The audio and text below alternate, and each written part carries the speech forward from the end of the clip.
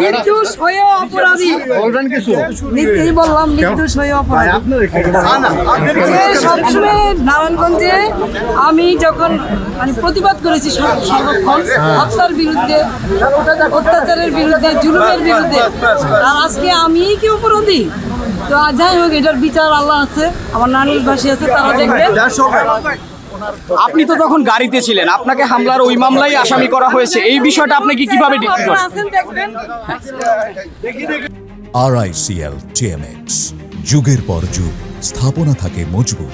Narayanganj city কর্পোরেশনের সাবেক mayor শিরিনে হায়াত আইবির নারায়ণগঞ্জ থানার মোকদ্দমায় হাজিরা ছিল। এই মোকদ্দমাটি মহামান্য হাইকোর্টে জামিন প্রাপ্ত হইলে পরবর্তী পর্যায়ে এই মোকদ্দমাটি মহামান্য চেম্বার জজে যায়। চেম্বার জজ যাওয়ার পরে পূর্ণাঙ্গ বেঞ্চ আপিল বিভাগে শুনানি হওয়ার পর ওনার জামিন রুল নিষ্পত্তি পর্যন্ত নিষ্পত্তি করেছেন, আদেশ দিয়েছেন মহামান্য আপিল বিভাগ।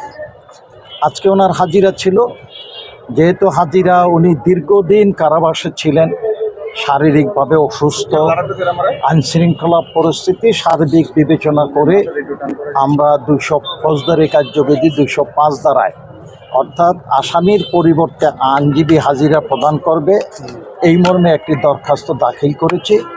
এই দরখাস্তটা গত তারিখে দাখিল করার পরে এই দরখাস্তটা আজকে শুনানির জন্য পেন্ডিং ছিল। আজকে পূর্ণাঙ্গ শুনানির পর বিজ্ঞ অতিরিক্ত চিফ জুডিশিয়াল ম্যাজিস্ট্রেট আদালত আমাদের আবেদনটি মঞ্জুর করছেন এবং আসামির পরিবর্তে আইনজীবী হাজিরা আমরা প্রদান করব পরবর্তী পর্যায়ে।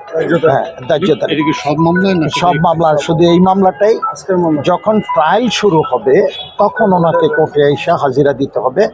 আপাতত যখন সাক্ষী শুরু হবে তখন ওনাকে কোর্টে আসতে হবে চার্জ হিয়ারিং থেকে। এখন আপাতত যতক্ষণ পর্যন্ত চার্জশিট না হয়, মামলাটা বিচারের জন্য বিজ্ঞ আদালতে, সংশ্লিষ্ট আদালতে বদলি না হয়, ততদিন পর্যন্ত আইনজীবী হাজিরা চলবে।